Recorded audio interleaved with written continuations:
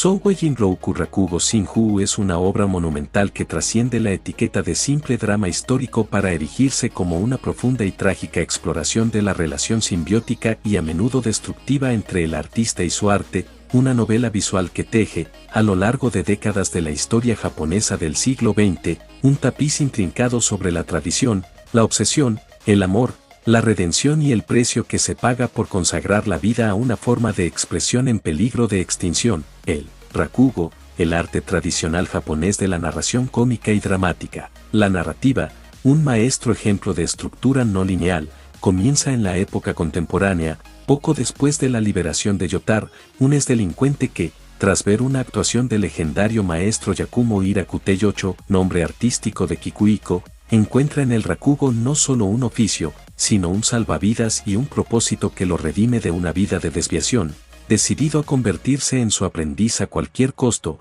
una determinación que, contra todo pronóstico, logra conmover al frío y distante maestro, quien, en un acto de compasión o tal vez de fatídica curiosidad, decide aceptarlo como su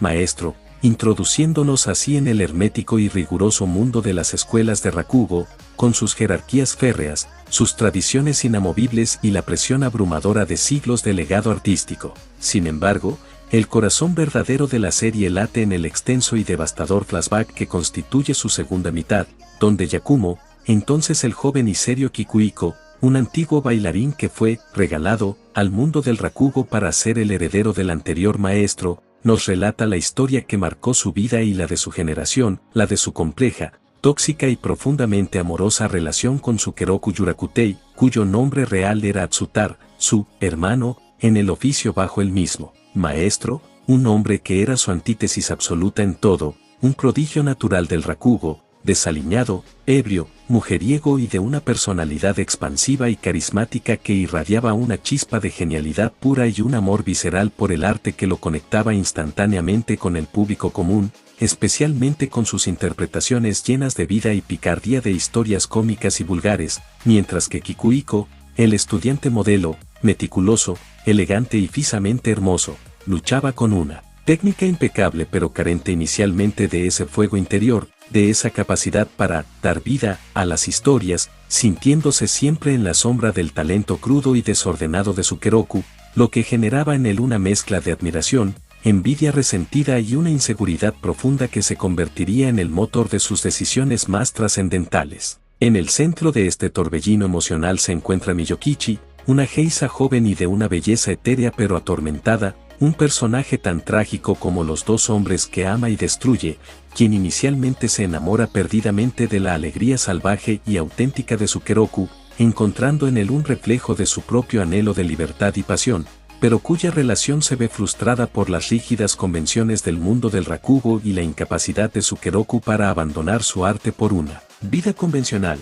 lo que lleva a Miyokichi, en un acto de desesperación y venganza, a volcarse hacia Kikuiko, no por amor genuino, sino como un sustituto y una forma de herir a Sukeroku, iniciando un triángulo amoroso que no es romántico, sino una espiral de posesión, celos y deseo insatisfecho que envenenará sus almas y los conducirá inexorablemente hacia un final anunciado en el título de la obra, Shinju, el amor doble, el suicidio pactado. La serie utiliza el rakugo no como un mero telón de fondo, sino como el lenguaje mismo de los personajes, donde sus actuaciones en el escenario son ventanas transparentes a sus conflictos internos. Cuando Kikuiko interpreta Shinigami, el dios de la muerte, no solo está contando una historia, está externalizando su propio enfrentamiento con la mortalidad y las decisiones que han matado partes de su espíritu. Cuando Sukeroku brilla con Inokori, la despedida, es la encarnación misma de la alegría efímera y la conexión humana que él tanto anhela y que,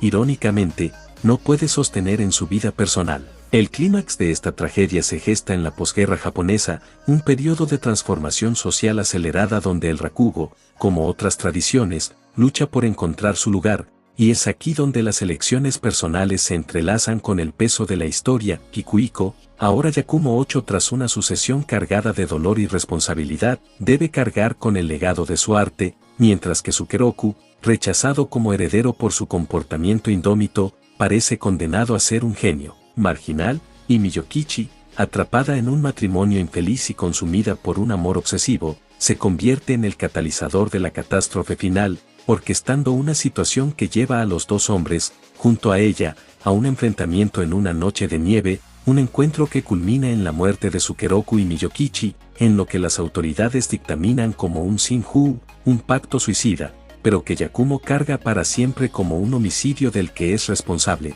ya sea por acción u omisión, por su silencio, su envidia o su incapacidad para salvar a ninguno de los dos de su propio destino, un pecado original que ensombrece cada momento de su vida posterior y transforma su Rakugo, dotándolo finalmente de esa alma, ese dolor profundamente humano que siempre anheló, pero a un costo tan atroz que su arte se convierte a la vez en su penitencia y su prisión. Regresando al presente, la narrativa sigue a Yotaro, quien, con su estilo desenfadado y directo que recuerda poderosamente al del fallecido Sukeroku, irrumpe como un torbellino en el estancado mundo de Yakumo, no solo como un aprendiz, sino como una figura redentora, una segunda oportunidad, una encarnación del espíritu de su hermano, regresando para liberarlo de la carga de décadas de culpa y soledad, una dinámica que se complica con la llegada de Konatsu, la hija biológica de Sukeroku, y Miyokichi, criada por Yakumo como su propia hija, una joven que hereda el talento natural de su padre pero que carga con un odio profundo y justificado hacia el Rakugo,